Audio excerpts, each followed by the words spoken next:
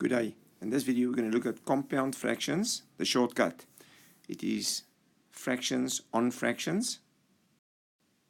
I believe that this method should only be used by university students.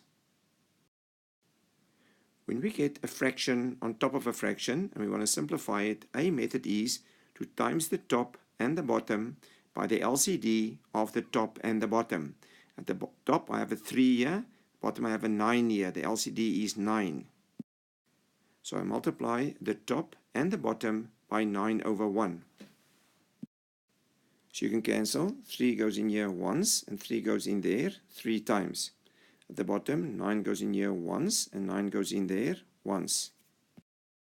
So at the top we have a 6 over 1 and the bottom we have a 1 over 1, which we don't have to write. The top answer here is 6 and the bottom answer is 1. Final answer of this problem, 6.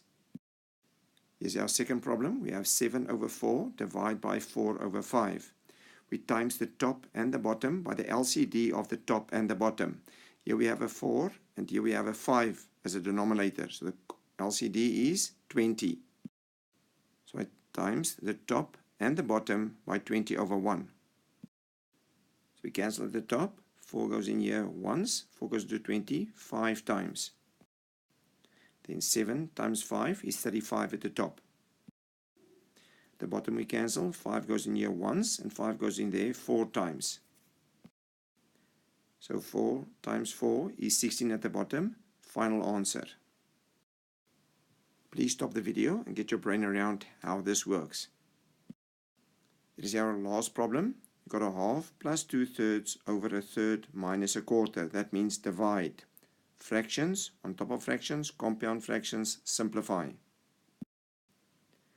We have to find the LCD of the top and the bottom.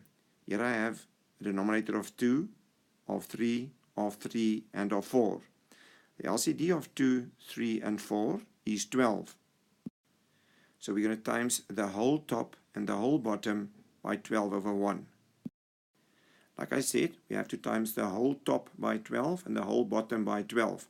So we will times this 12 to the half and to the 2/3, 12 to the third and the quarter. Please remember to use the distributive law. First we times the half with the 12. So we say 2 goes in itself once and 2 goes into 12 6 times. So this 1 times that 6 gives us a 6 over there. Then we multiply the 2/3 with a 12. We say 3 goes in itself once and 3 goes into 12 4 times. 2 times 4 gives me a plus 8. Now we times the third with a 12. We say 3 goes in itself once and goes into 12 4 times. 1 times 4 gives me 4. Then we times the minus a quarter with a 12.